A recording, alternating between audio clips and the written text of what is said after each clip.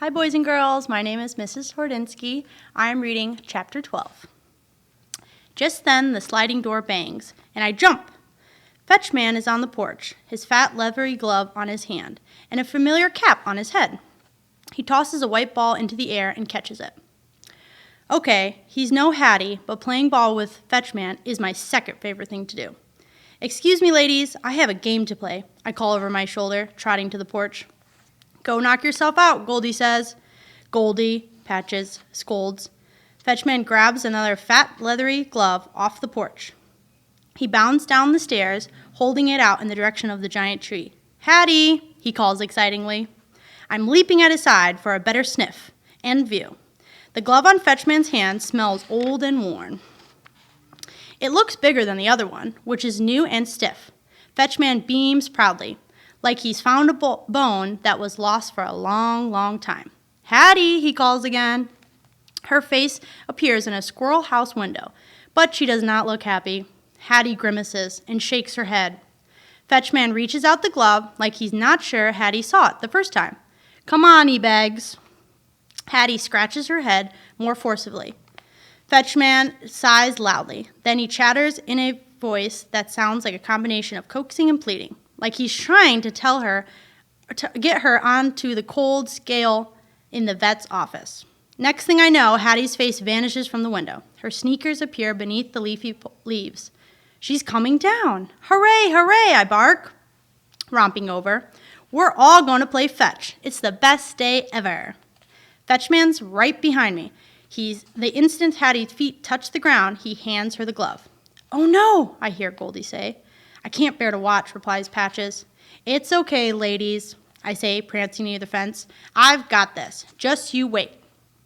Patches looks like she wants to say something, but changes her mind. Goldie drops down and scratches. I charge back over to Hattie. I'm so ready, I bark, leaping at her legs. Fenway, she snaps. She turns to Fetchman, whose voice has changed from coaxing and pleading to serious and grating. Really, Fetchman? You think Hattie doesn't know how to play fetch? It's one of her favorite games. Let's go, I bark, circling her feet. What are we waiting for? Fenway, stop. Hattie snaps again. Hey, can you blame a dog for being impatient? Hattie trudges back to the porch and grabs her cap. She tucks it on, pulling her brushy tail through the back. Ready, she says, but she doesn't sound like it or look like it. For one thing, she's standing way too close to Fetchman, giving him a huge head start.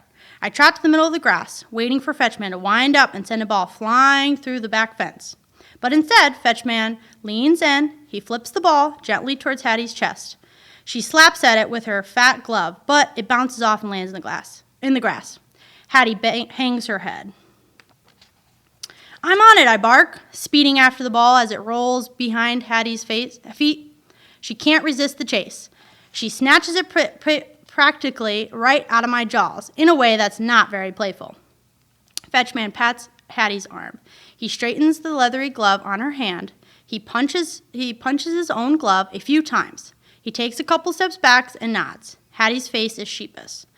She takes a loud breath. Her hand goes back for the toss. I'm ready. I take a lead towards Fetchman, bouncing and panting.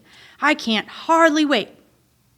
Hattie hurls the ball towards us. I race after it. So does Fetchman.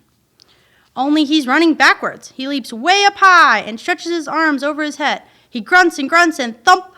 The ball smacks into his glove. No fair, I bark, swinging up like I could possibly reach the ball in Fetchman's hand. Fetchman clenches the ball like a prize. He grins at Hattie. Nice, he shouts happily. Hattie does not share his enthusiasm.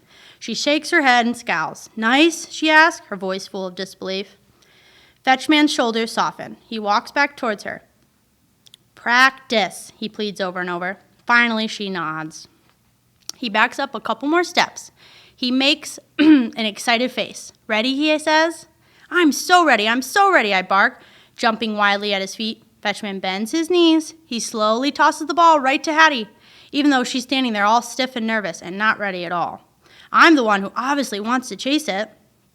Hattie swipes the ball. It taps to the side of her glove and drops gently into the grass. She groans.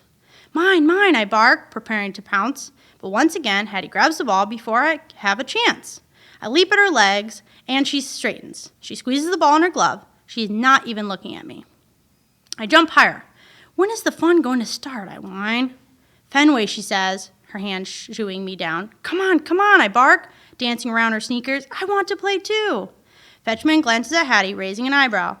She lets out a sigh, hands him the white ball, and races towards the sliding door. Whoopee, I bark, behind her all the way. Chase is my favorite game.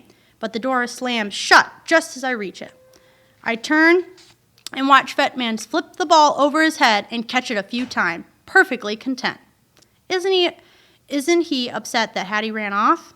A moment later, the door opens and Hattie reappears with my leash. Are we going for a walk to the real dog park? Yippee, I bark, leaping up and licking her knee. As the leash clicks, Hattie hops down the steps towards the side fence. I'm galloping along beside her. Whippee! The breeze ripples through my fur as we run through the grass. It's the best feeling ever. But then we get to the fence. The wonderful feeling abruptly ends. I go to follow Hattie back to the fetchman, but ouch! My collar tugs me back. Somehow my leash got wrapped around the slat in the fence. Hattie, help! I bark. I got struck. As if she can't hear me, Hattie tosses the ball back and forth to Fetchman, gently and seriously, like it's not even a game or any fun. Hattie is working and struggling, not playing, and she looks so discouraged. If only I could get loose, I could show her how much more fun it is when the ball whizzes far over our heads and if we can chase it at long way. I crumble in a heap of helplessness and defeat. I hate to say I told you so, Goldie mutters. He has to learn for himself, Patches says. My ears perk up. What do I have to learn? Patches looks like she doesn't know what to say, or maybe how to say it. Goldie nods towards Hattie. You can keep trying all you want, but she's not going to be the same short human you had before. She's changing. I want to tell them they're wrong, that I'm going to find a way to get her back. All I need is a good idea. Then I hear, woot, woot. I whip my neck around. Hattie is jumping around in a fit of celebration. Her fist is gripping the white ball, pumping the air like a sign of victory. Even from here, I can smell a feeling I haven't smelled in a while. Confidence? Fetchman grins and claps his hands. Patches lets out a little whimper. It's so painful to watch. So very like our own sweet angel, with that same white ball, the same glove. Goldie shakes her head in disgust. That's how it went wrong. It all started with the ball and the glove. Whoa, the ball and the glove are the problem? I spring to my feet. I thrust my nose into the gap into the fence. I told you I'm going to get my Hattie back, I say to ladies, and I know exactly how to do it. Thanks for listening.